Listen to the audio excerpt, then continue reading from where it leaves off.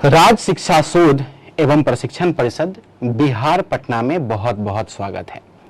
आज हम बहुत ही महत्वपूर्ण विषय के बारे में और बहुत ही महत्वपूर्ण पाठ के बारे में समझने वाले हैं, क्योंकि ये आज की जो पढ़ाई है वो कॉमर्स के स्टूडेंट्स के लिए आजीवन साथ देने वाला और हर एक क्वेश्चन बनाने में मदद करने वाला टॉपिक है, जिसको हम लोग डेबिट क्रेडिट रूल कहते हैं। तो आइए समझते हैं कि क्या होता है डेबिट और क्रेडिट रूल। सबसे पहली बात कि डेबिट और क्रेडिट रूल की अगर हम बात करते हैं, ये डेबिट और क्रेडिट जो होता है ये क्या होता है ये तो हम समझेंगे ही समझेंगे। कैसे इसका हम लोग डेबिट और क्रेडिट किसी भी चीज को करते हैं ये तो हम समझेंगे ही समझेंगे, पर इन सभी चीजों से पहले हमें यह समझना है कि व्यवसाय में किसी भी तरह का जो लेन देन होता है, हमारा किसी भी तरह का लेन देन होता है, या यूं कहें किसी भी तरह का आइटम्स की अगर चर्चा होती है, रेंट की, फर्नीचर की, गुड्स की, कुछ भी कोई भी लेन देन या आइटम की अगर जो चर्चा होती है कि वो लेन देन या आइटम को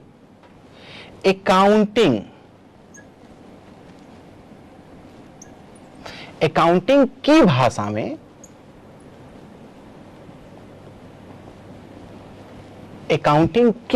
में वो आइटम कोई भी हो, लेन देन हो, अकाउंट कहा जाता है। उस नाम के पहले क्या लग जाता है? अकाउंट लग जाता है। इसी को हम लोग शॉर्ट फॉर्म में कई बार AC भी लिखते हैं। कई बार हमारे पास बहुत ज्यादा स्पेस नहीं होता तो उसको हम अकाउंट को हम शॉर्ट फॉर्म में AC कहते हैं। जैसे अगर आप अपने व्यवसाय में कोई अगर बिल्डिंग खरीदते हो तो जब बिल्डिंग की लेखा होगी तो उसको हम बिल्डिंग नहीं कहेंगे, उसको हम बिल्डिंग अकाउंट कहेंगे। उस तरह से अगर आपने रेंट का पेमेंट किया तो उसको सिर्फ हम रेंट नहीं कहेंगे, जब उसको हम एक जगह जमा करेंगे, एक जगह लिखेंगे तो उसे हम रेंट अकाउंट कहेंगे। उस तरह से आपने कुछ बेचा है तो उसको हम सेल नहीं कहेंगे, उसको हम सेल अकाउंट कहेंगे। अगर आपने कुछ फर्नीचर व्यवसाय के लिए खरीदा है तो उसे हम फर्नीचर नहीं कहेंगे बच्चों, फर्नीचर अकाउंट कहेंगे। मतलब जो लेन देन, कोई भी लेन देन या आइटम हो, उसको अकाउंटिंग की भाषा में उसे अकाउंट का नाम दिया जाता है। वो एक तरह का अकाउंट होता है जिसे हम शॉर्ट फॉर्म में AC के तौर पे डिनोट करते हैं। ये आप हमेशा ध्यान रखेंगे। अब चलते हैं थोड़ा सा और आगे। इसी को अगर हम परिभाषा के तौर पे समझने का कोशिश करें कि सर अकाउंट कहते किस चीज को है, अगर ये समझने की बात है तो समझिएगा। अगर इसको इंग्लिश में समझें तो ये कहा जाता है it is a summarised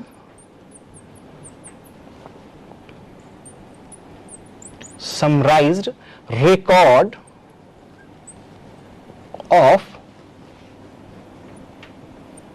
transactions, ठीक है ना, at one place relating to a particular head. जी हां, इसको मैंने कैपिटल में लिखा है इसलिए कि ये आपको मैं हाईलाइट कर सकूं। ये तो मैंने आपको बताया जो इंग्लिश में है। इसको अगर हम हिंदी में समझने की कोशिश करें तो ये क्या है? तो अकाउंटिंग एक तरह के हेड या यूं कहें आइटम, हेड या फिर एक तरह के हेड या आइटम के सभी लेन देनों को एक जगह लिखने या विवरण तैयार करने को कहा जाता है। जी हाँ, ये शब्दों से क्लियर है कि अकाउंट जो है वो एक तरह के हेड या आइटम को हम एक जगह तैयार करके जो विवरण तैयार करते हैं उसे हम अकाउंटिंग कहते हैं। जैसे अगर आप समझने का और बेहतर तरीके से कोशिश करें तो यहाँ पे हमने कुछ तरह के आइटम्स की बात की है। जैसे हमने बिल्डिंग्स की बात की है, हमने यहाँ पे रेंट की बात की है, हमने यहाँ पे सेल्स की बात की है, हमने यहाँ पे फर्नीचर की बात की है। अब समझिएगा, जितने भी फर्नीचर खरीदे गए हैं, जितने भी फर्नीचर खरीदे गए हैं, उन सभी फर्नीचर को के लेन देन को हम एक जगह जो जमा करेंगे, एक पॉट में जमा करेंगे, ये पॉट हमारा क्या कहलाएगा? अकाउंटिंग फर्नीचर अकाउंट, जिसमें हमने जितने भी फर्नीचर खरीदे हैं उनको हम एक जगह जमा करेंगे। हमने जितने भी सेल्स किए हैं उनको एक अलग पॉट में जमा करना और करना, ये क्या कहलाएगा? सेल्स अकाउंट कहलाएगा। उस तरह से हमने जितने भी रेंट अभी तक भुगतान किए हैं उन सभी रेंट को एक जगह पे जमा करके लिखना, पूरे साल भर का जो हमने रेंट चुकाया है उसको एक जगह जमा करना, ये रेंट अकाउंट कहलाएगा। उस तरह से हम जितने भी लेन देन करते हैं उसके हेड को, जैसे फर्नीचर जो हुआ वो एक तरह का क्या हुआ? हमारा हेड हुआ। उस हेड से संबंधित सभी लेन देन को एक जगह रिकॉर्ड करना ही अकाउंटिंग है, जिससे हमें पता चल पाता है कि हमने पूरे साल भर में कितने फर्नीचर्स खरीदे हैं, पूरे साल भर में हमने कितना सेल किया है, कितना हमने रेंट दिया है, कितना हमारे पास कैश आया है या बैंक में कितना पैसा आया और गया है, इसका हम अंदाजा लगा पाते हैं। तो आप इस चीज को समझ गए होंगे कि अकाउंट जो है वो एक तरह के हेड या आइटम के सभी लेन देनों को एक जगह पर लिखने या विवरण तैयार करने को कहा जाता है। अब अगर हम बात करें अकाउंट जो होता है वो होता कैसा है, तो देखिए अकाउंट की जब हम बात करते हैं तो ये टी शेप कहा जाता है। ये कैसा कहा जाता है? टी शेप कहा जाता है। जैसे कि अगर आप समझें अकाउंट होता कैसा है तो इसके अगर एक स्पेसिमेन कॉपी की अगर हम बात करें तो मैं आपको यहां पे बताता हूं अकाउंट का जो फॉर्मेट होता है वो किस तरीके का होता है। ये अकाउंट होता है जिसको हम एक लंबी सी लाइन से खींचते हैं और इसके ठीक बीच में हम एक टी बनाते हैं। अब गौर से देखें यहां पे तो हमने एक टी बनाया है, इसी को बोला जाता है बच्चों टी शेप अकाउंट, जिसमें जो हमारा लेफ्ट साइड होता है बच्चों, लेफ्ट साइड होता है वो टी के इस लाइन के इधर और राइट साइड टी के जो लाइन है इसके राइट साइड में होता है। वही अगर हम बात करें अकाउंट की तो अकाउंट जब भी बनाया जाता है तो उसका एक तिथि लिखा जाता है। कोई भी अकाउंट हो सकता है, रेंट अकाउंट हो सकता है, बिल्डिंग अकाउंट हो सकता है, मशीन अकाउंट हो सकता है, उसके नीचे छोटे शब्द में लिखा जाता है एज ऑन। जैसे अगर मान लीजिए ये जो तारीख है ये 5/5/2026 है तो एज ऑन 5/5/2026 जिस तारीख को ये अकाउंट तैयार किया जा रहा है वो तिथि मेंशन्ड होती है। ये पहला तरीका होता है कि जो हमारा अकाउंट होता है वो टी शेप होता है बच्चों, लेफ्ट और राइट दो साइड में ये बटे होते हैं। जो लेफ्ट साइड का जो साइड होता है इसको बच्चों हम लोग डेबिट साइड कहते हैं। इसको हम लोग डेबिट साइड कहते हैं। इसको कई बार हम लोग डीआर लिख करके भी कई बार हम हाईलाइट करते हैं। वही जो राइट साइड होता है बच्चों इसे हम क्रेडिट साइड कहते हैं। इसको कई बार हम सीआर लिख करके हाईलाइट करते हैं। मतलब टी शेप के लेफ्ट साइड में जो भी चीजें हैं उस साइड को हम डेबिट साइड कहते हैं। टी शेप के जो राइट साइड में है इसको हम क्रेडिट साइड कहते हैं। हालांकि लेफ्ट साइड में सिर्फ और सिर्फ ये बॉक्स नहीं होता, इसका जो सबसे पहला कॉलम होता है बच्चों वो होता है डेट का। सबसे पहला जो कॉलम होता है बच्चों वो होता है डेट का। उसके बाद एक जो बड़ी वाली कॉलम होती है इसको हम लोग पार्टिकुलर्स कहते हैं। पार्टिकुलर्स कहते हैं मतलब ये विवरण होता है जिसमें हम विवरण लिखने का काम करते हैं। एक छोटू सा एक आपको एक और कॉलम देखने को मिलता है जिसको हम लोग कई बार LF या फिर JF के तौर पे जानते हैं। LF या JF ये कोई भी हो सकता है, LF लिखा हुआ हो सकता है, कई बार JF लिखा हो सकता है। ये क्या होता है इसके बारे में अभी हम आपको तुरंत बताते हैं, इंतजार करेंगे। उसके बगल में अमाउंट लिखा हुआ रहता है। जैसे अगर हम भारत में रहते हैं तो नॉर्मली हम लोग रुपए में चीजों को लिखते हैं तो लिखा हुआ रहता है। तो देखा जाए लेफ्ट साइड जो डेबिट साइड होता है उसमें कितने कॉलम होते हैं? 1 2 3 और 4 कॉलम होते हैं। कई बार ये परीक्षा में पूछा गया है कि अकाउंटेंसी में लेफ्ट साइड में टी शेप के कितने कॉलम होते हैं, तो टोटल 4 कॉलम होते हैं। उसी तरीके से जब हम क्रेडिट साइड की बात करते हैं बच्चों, तो क्रेडिट साइड में भी जो टी शेप है हमारा ये, इसके राइट साइड में भी डेट होता है सबसे पहला। उसके बाद एक बड़ी जो कॉलम होती है इसको हम लोग पार्टिकुलर्स कहते हैं। उसके बाद एक छोटू सा यहां पे एक कॉलम होता है जिसको हम सभी लोग LF या JF कहते हैं। ये क्या कहते हैं इसको हम आपको तुरंत समझाएंगे, आप निश्चिंत रहें। और फिर लास्ट वाला जो लाइन होता है बच्चों वो अमाउंट का होता है। रुपए में अगर हम लिख रहे हैं तो रुपया लास्ट में लिखा होता है। ये पूरी की पूरी अकाउंट की फॉर्मेट होती है। इसमें भी राइट साइड में टोटल 4 कॉलम्स होते हैं। टोटल 4 कॉलम्स होते हैं। अब चीजों को समझिएगा। जो LF होता है बच्चों इसको हम लोग या तो लेजर फोलियो बोलते हैं, जिसको हम लोग शॉर्ट फॉर्म में कई बार LF लिखते हैं। ये रेफरेंस के लिए यूज किया जाता है। मान लीजिए हमने कोई ट्रांजैक्शन लेजर अकाउंट, लेजर क्या होता है ये हम आगे समझेंगे बच्चों, पर लेजर से उठाया है तो उसके लिए हम LF मेंशन करते हैं। कोई अगर हमने जर्नल के किसी फोलियो से उठाया है तो इसको हम लोग जर्नल फोलियो बोलते हैं, जिसको हम लोग शॉर्ट में JF कहते हैं। ये दोनों ही रेफरेंस के लिए या वेरिफिकेशन के लिए इस्तेमाल किए जाते हैं। तो ये जर्नल फोलियो या लेजर फोलियो यहां दोनों जगहों पे हो सकता है। ये एक इंपॉर्टेंट चीज होता है अकाउंट में मेंशन करना।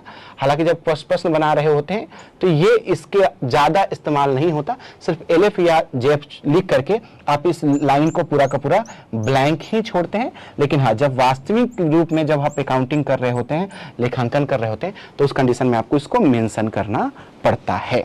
तो ये पूरी की पूरी जो प्रक्रिया होती है बच्चों, ये पूरी की पूरी प्रक्रिया जो है ये हमारा अकाउंटिंग को दर्शाता है। यही अकाउंट का पूरा फॉर्मेट होता है।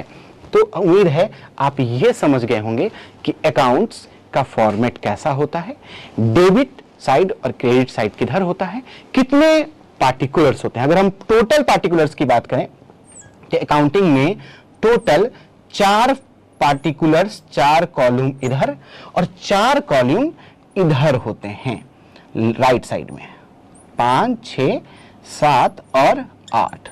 तो पूरे के पूरे अकाउंटिंग में कुल 8 कॉलम होते हैं। कुल कॉलम अगर आपसे पूछा जाए तो कुल अकाउंटिंग में 8 कॉलम होते हैं। तो उम्मीद करते हैं आप ये समझ गए हैं कि रूल्स ऑफ डेबिट क्रेडिट की जो शुरुआत होती है वो लेन देन को एक जगह लिखने से होती है, जिसको हम बच्चों अकाउंट कहते हैं। अकाउंट का जो शेप होता है वो टी शेप होता है और अकाउंट का जो फॉर्मेट होता है, उसका जो एक स्पेसिमेन कॉपी या जो उसका जो आकार होता है वो कुछ इस तरीके का होता है, जो मैंने आपको समझाने का कोशिश किया। इसमें कैसे हम अकाउंट में चीजों की एंट्री करते हैं ये तो हम आगे समझेंगे, और डेबिट क्रेडिट का क्या माने होता है ये तो हम अब समझेंगे इसके बाद। पर उम्मीद करते हैं कि आपने इसको समझ लिया है। तो बच्चों अभी हमने देखा कि अकाउंट्स का फॉर्मेट क्या होता है या अकाउंट किसको कहते हैं।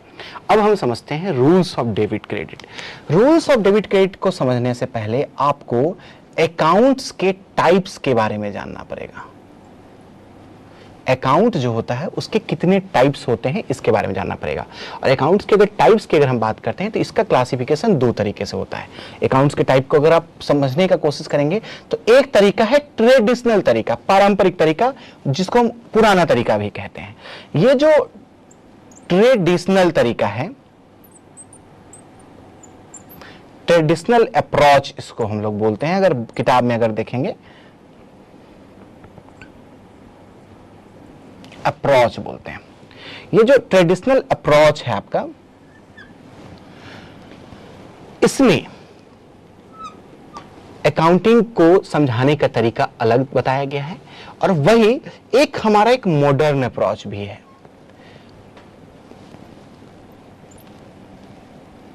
एक हमारा मॉडर्न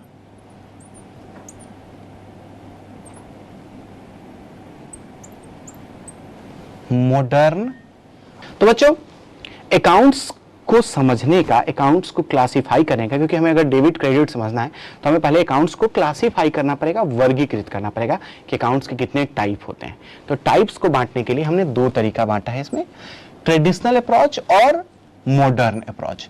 पहले हम ट्रेडिशनल अप्रोच को समझ लेते हैं, फिर बाद में हम मॉडर्न अप्रोच पे आएंगे थोड़ी देर के बाद। ट्रेडिशनल अप्रोच की जब बात करते हैं तो ट्रेडिशनल अप्रोच में अकाउंटेंसी को, अकाउंट को तीन पार्ट में बांटा गया है मूल रूप से। जी हां, इसको तीन कैटेगरी में बांटा गया है। इसमें से एक कैटेगरी है आपका पर्सनल अकाउंट, दूसरा कैटेगरी है इसका रियल अकाउंट, और बच्चों तीसरा कैटेगरी है वो है नॉमिनल अकाउंट। पर अगर आप इसको ऐसे ही अगर समझेंगे तो आपको समझने में थोड़ी परेशानी भी हो सकती है, कई बार आपका कंसेप्ट क्लियर नहीं भी हो पाएगा, इसलिए हम इसको थोड़ा सा एलोबोरेटेड फॉर्म में समझने की कोशिश करते हैं।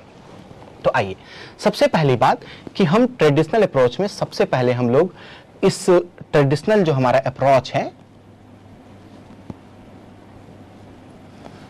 ट्रेडिशनल जो हमारा अप्रोच है, इसमें पर्सनल, रियल, नॉमिनल को थोड़ा सा विस्तृत रूप से, थोड़ा सा विस्तार में समझते हैं। ट्रेडिशनल अप्रोच को जब आप समझने के लिए चलेंगे तो इसको दो पार्ट में ब्रॉडली बांटा गया है। जी हां, दो पार्ट में इसको ब्रॉडली बांटा गया है। एक का नाम जो है वो रखा गया है पर्सनल और दूसरा का नाम रखा गया है इम्पर्सनल। पर्सनल और दूसरा का नाम रखा गया है इम्पर्सनल। जी हां, मतलब ये किसी व्यक्ति या नाम की बात करता है और ये व्यक्ति या नाम की बात नहीं करता। पर समझेंगे इसको, पहले अगर हम पर्सनल की बात करते हैं तो ये जो पर्सनल है हमारा, ये दो पार्ट में बंट जाता है। हालांकि ये तीन पार्ट में बंटता है, पर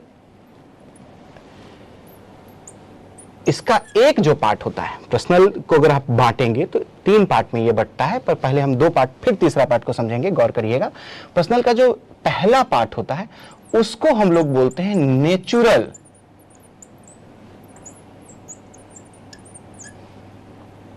पर्सनल। नेचुरल पर्सनल, इसका मतलब यह है कि वो कोई भी अकाउंट जिसका जन्म हुआ है नेचुरल प्रक्रिया से, वह कोई भी जिसका जन्म नेचुरल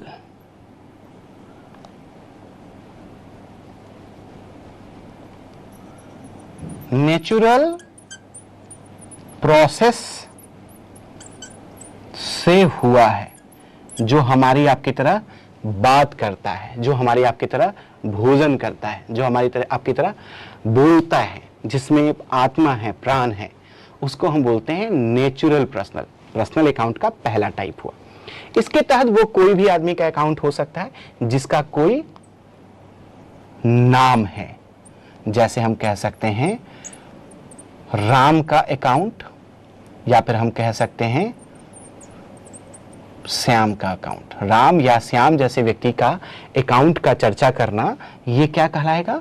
नेचुरल पर्सनल अकाउंट कहलाएगा। ये भी पर्सनल के ही टाइप है। पर्सनल का एक कैटेगरी होता है नेचुरल पर्सनल, उसकी बात हमने की। दूसरा होता है बच्चों, वो होता है आर्टिफिशियल पर्सनल।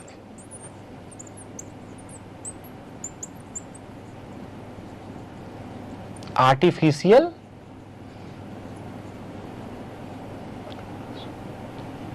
पर्सनल। अब ये कौन होता है? ये भी पर्सनल है, पर इसका जन्म नेचुरली नहीं हुआ है। नेचुरली नहीं हुआ है, हमने इसे क्रिएट किया है। हमने इसे क्रिएट किया है, बिल्कुल। इसको हम बोलते हैं आर्टिफिशियल पर्सनल। जैसे ये राम श्याम, ये नेचुरल पर्सनल हैं, क्योंकि इनकी जो जन्म हुई है, ये नेचुरल प्रक्रिया से हुई है। ये जिंदा हैं, ये बात करते हैं हमारी आपकी तरह, ठीक है। इनको हम नेचुरल पर्सनल कहते हैं। पर आर्टिफिशियल पर्सनल वो होते हैं जिनको हमने क्रिएट किया है, जिनको हमने अपने सुविधा के अनुसार बनाया है। जैसे टाटा कंपनी, अगर हमें टाटा का अकाउंट को अगर हमको लिखना हो तो वो किसके कैटेगरी में आएगा? आर्टिफिशियल पर्सनल में आएगा। हमें अगर रिलायंस की बात करनी है, रिलायंस का अकाउंट अगर हमें बनाना है, ये किस कैटेगरी में आएगा? आर्टिफिशियल पर्सनल आएगा। आर्टिफिशियल पर्सनल का मतलब यह है कि जिसका जन्म नेचुरली नहीं हुआ है, इंसानों ने जिसे क्रिएट किया है। तो बच्चों, आर्टिफिशियल पर्सनल की बात करते हैं। इसका जन्म नेचुरली नहीं हुआ है, हमने इसे क्रिएट किया है। जैसे टाटा का अकाउंट हो गया, रिलायंस का अकाउंट हो गया, ये सब हमारे द्वारा बनाए गए हैं। हालांकि एक और होता है तीसरा, और तीसरा जो बच्चों होता है, ये इसके बीच में है। ये है आपका रिप्रेजेंटेटिव पर्सनल।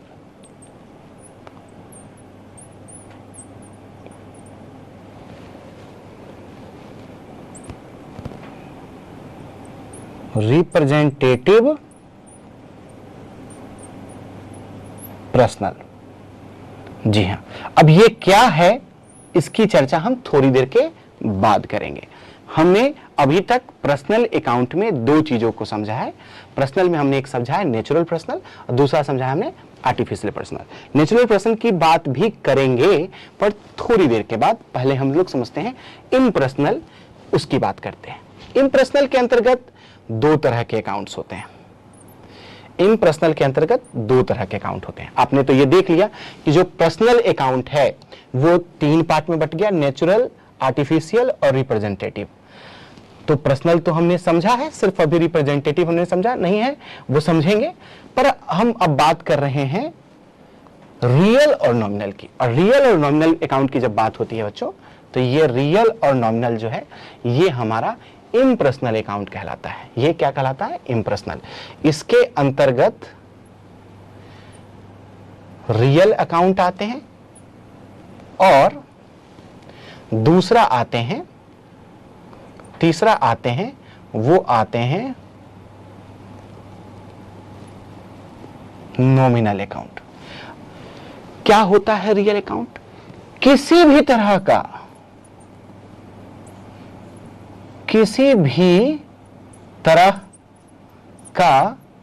एसेट्स को हम रियल अकाउंट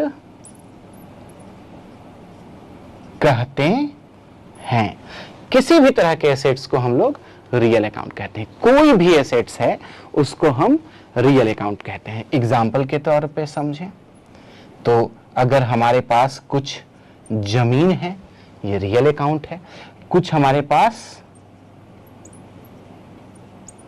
बिल्डिंग है, ये हमारे पास रियल अकाउंट है। कुछ मशीनरी है, ये हमारे पास जो है वो रियल अकाउंट है। उसी तरीके से मेरे पास कुछ फर्नीचर्स हैं, ये हमारे पास रियल अकाउंट है। तो आपके पास दिमाग में आएगा कि क्या सर कैश जो है क्या वो भी हमारा मतलब बैंक का जो अकाउंट है, कैश तो हमारा रियल अकाउंट है नो डाउट, लेकिन अगर हम बात करें बैंक बैलेंस का, कई बार हम बैंक का अकाउंट बनाते हैं, क्या बैंक अकाउंट हमारा रियल अकाउंट है?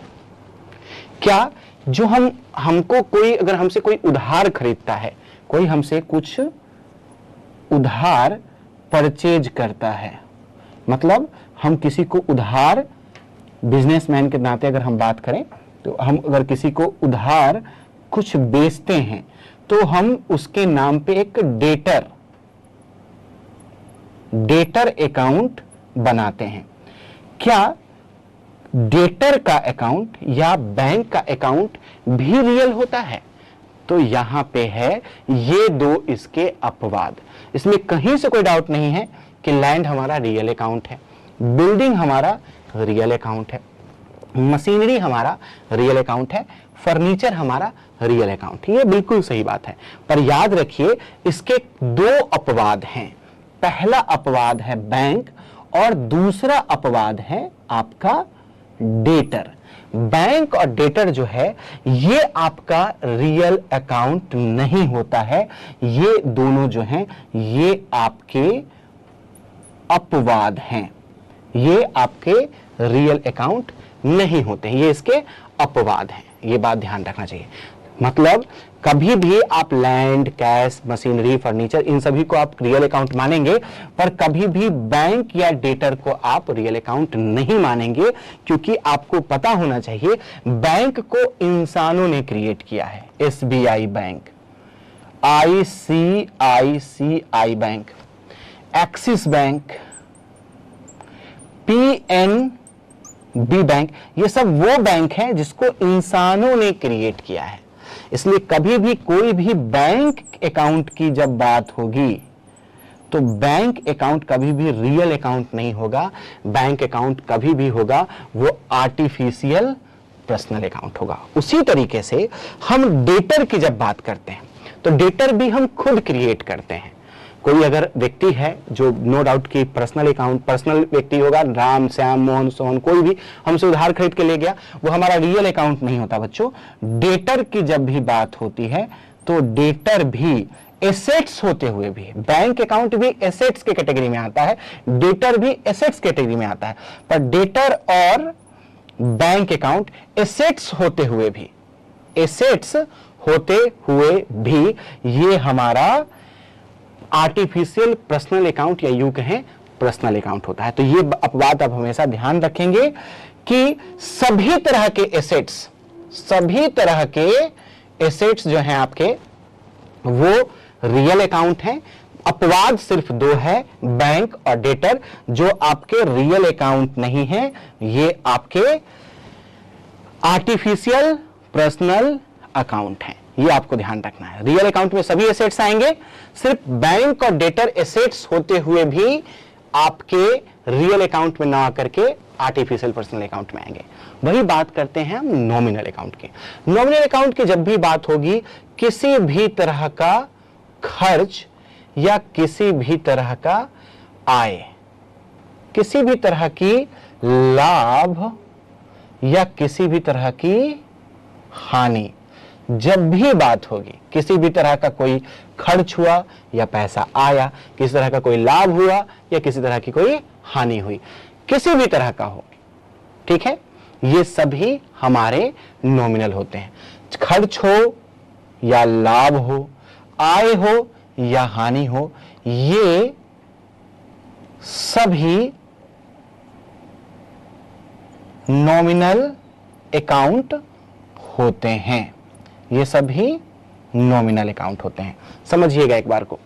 नेचुरल, जिसका प्राकृतिक रूप से जन्म हुआ है, जिसका कुछ नाम है राम श्याम, वो हमारा नेचुरल पर्सनल है। जिसको इंसानों ने अपने जरूरत के अनुसार बनाया है, उस जैसे SBI, ICICI bank, axis bank, PNB bank या कोई भी bank account, debtor account, Reliance या टाटा के अकाउंट, ये हमारा आर्टिफिशियल पर्सनल है। रियल अकाउंट, किसी भी तरह के एसेट्स को हम रियल अकाउंट में रखते हैं, सिर्फ अपवाद के तौर पे बैंक और डेटर को हम रियल अकाउंट में ना रख करके आर्टिफिशियल पर्सनल में रखते हैं। वही नॉमिनल, किसी भी तरह का खर्च, आय, व्यय, हानि, लाभ, ये सभी चीजें क्या कहलाती हैं? नॉमिनल अकाउंट कहलाती हैं। जैसे कि सैलरी का भुगतान आप करते हैं, वेजेस का भुगतान करते हैं, आप रेंट का पेमेंट करते हैं, जैसे कि आप जो है वो कुछ इंटरेस्ट अर्न करते हैं। कई बार ऐसा होता है कि आपको इंटरेस्ट अर्न भी करते हैं, कई बार आप इंटरेस्ट पे भी करते हैं। ये सभी तरह की चीजें क्या हैं? ये सभी तरह की चीजें जो है ये नॉमिनल अकाउंट है। तो फिर आप बोलेंगे कि सर आपने नॉमिनल बता दिया, रियल बता दिया, आर्टिफिशियल बता दिया, नेचुरल बता दिया, सर ये रिप्रेजेंटेटिव अकाउंट किसको कहते हैं? आपने तो बताया ही नहीं। तो याद रखिए, किसी भी तरह का नॉमिनल अकाउंट, ये बहुत सिंपल तरीका है, किसी भी तरह का नॉमिनल अकाउंट के अगर पहले कुछ भी जुड़ जाता है या उसके बाद में भी कुछ भी जुड़ जाता है, जैसे आउट स्टैंडिंग, कोई भी outstanding nominal account, salary, wages, rent, outstanding मतलब बकाया।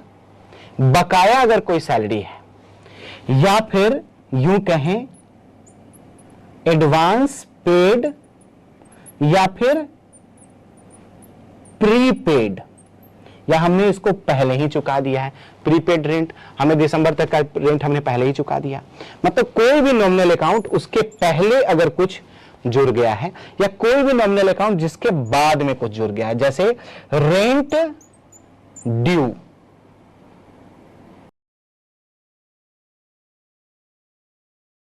नहीं रहता बच्चों, तब वो आपका, तो वो आपका रिप्रेजेंटेटिव पर्सनल हो जाता है। जी हां, तो आप रिप्रेजेंटेटिव पर्सनल की जब बात करेंगे तो रेंट आपका नॉमिनल अकाउंट है, सैलरी आपका नॉमिनल अकाउंट है, इलेक्ट्रिसिटी बिल नॉमिनल अकाउंट है। मानते हैं इस चीज को?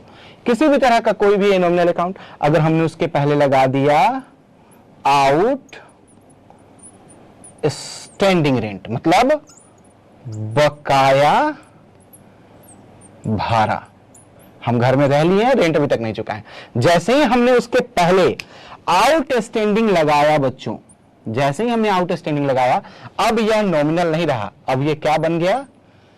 Representative personal. उस तरह से सैलरी एडवांस, सैलरी हमने काम किया नहीं, पैसा हमने पहले उठा लिया, जैसे ही हमने एडवांस लिखा, एडवांस के लिखते ही ये बॉक्स में जैसे ही हमने लिखा, जो मैं आपको हाईलाइट कर रहा हूं, ऑटोमेटिकली वो अब नॉमिनल अकाउंट नहीं रहा, वो क्या बन गया बच्चों? रिप्रेजेंटेटिव पर्सनल बन गया। इलेक्ट्रिसिटी बिल ड्यू, ठीक है, जैसे हमने इसके आगे ड्यू लगाया, ये बकाया जैसे ही हुआ, ड्यू लगते ही ये क्या बन गया? हमारा रिप्रेजेंटेटिव पर्सनल हो गया। मतलब मैं सिंपल और सरल भाषा में बच्चों आपको मैं ये समझाना चाह रहा था कि वो सभी नॉमिनल अकाउंट जो खर्च, आय, लाभ या हानि की बात करते हैं, वो सभी नॉमिनल अकाउंट होते हैं, लेकिन उनके पहले अगर outstanding, advance paid, prepaid, due, accrued, इस तरह से कुछ भी टर्म का इस्तेमाल जैसे हो जाता है, वो ऑटोमेटिकली क्या बन जाता है? हमारा रिप्रेजेंटेटिव पर्सनल अकाउंट बन जाता है। तो कुल मिलाकर के मैंने आपको समझाने का कोशिश किया कि ट्रेडिशनल अप्रोच से हम अकाउंट को क्लासिफाई कैसे करते हैं। तो उसमें हमने चर्चा करी पर्सनल अकाउंट की। हालांकि पर्सनल अकाउंट के 3 कैटेगरी थे, नेचुरल पर्सनल, आर्टिफिशियल पर्सनल और रिप्रेजेंटेटिव पर्सनल।